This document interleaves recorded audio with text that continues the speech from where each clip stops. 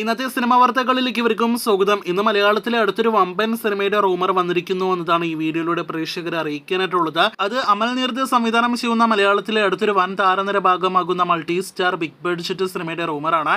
ലാലേട്ടൻ, ഫഹദ് ഫാസിൽ, പൃഥ്വിരാജ്, സുകുമാരൻ തുടങ്ങിയ ഒരു പ്രധാന റോളുകളിലെത്തുന്ന അമൽ നീർദ് സിനിമ വരുന്നു എന്നൊരു റൂമറാണ് ഇന്ന് വൈകിട്ട് മുതൽ ഇതിനോടകം തന്നെ സോഷ്യൽ മീഡിയയിൽ പ്രചരിക്കുന്നത്.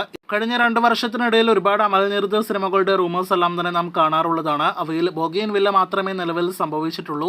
എന്തായാലും അതുപോലെ ഈ പറയുന്ന വമ്പൻ കോംബോ ഉള്ള സിനിമയുടെ റൂമറും ശരിയാകട്ടെ എന്ന നിലവിൽ നമുക്ക് ആശംസിക്കാം. ഈ റൂമർ സത്യമാകുകയാണെങ്കിൽ ലാലേട്ടൻ, സാഗർ എലിയസ്, ജാക്കിക്ക് ശേഷം അമൽ നീർദുമായിട്ട് ഒരുമിക്കുന്ന, അതോടൊപ്പം തന്നെ ഫഹദ്, വരത്തൻ, ബോഗെയിൻവില്ല തുടങ്ങിയ സിനിമകൾക്ക് ശേഷം അമൽ നീർദായിട്ട് ഒരുമിക്കുന്ന, അതിലുപരി പൃഥ്വിരാജ്, സുകുമാരൻ, അൻവർ, ബാച്ചിലർ പാർട്ടി തുടങ്ങിയ സിനിമകൾക്ക് ശേഷം അമൽ നീർദായിട്ട് ഒരുമിക്കുന്ന ഒരു പ്രൊജക്റ്റായിട്ട് ഈ ഒരു പ്രൊജക്റ്റ് മാറും.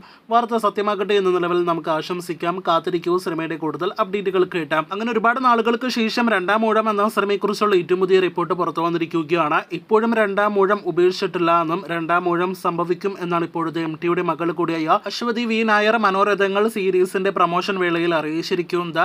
2ാം ഊഴം കൃത്യമായി മനസ്സിലാക്കുന്ന ഒരു സംവിധായകനെയാണ് ആവശ്യമെന്ന് കൂടിയാണ് അശ്വതി വെളിപ്പെടുത്തിയിരിക്കുന്നത്. അപ്പോൾ മലയാളത്തിന് പുറത്തു നിന്നും സംവിധായകനെ തേടുന്നു എന്നാണ് നാം മനസ്സിലാക്കുന്നത്.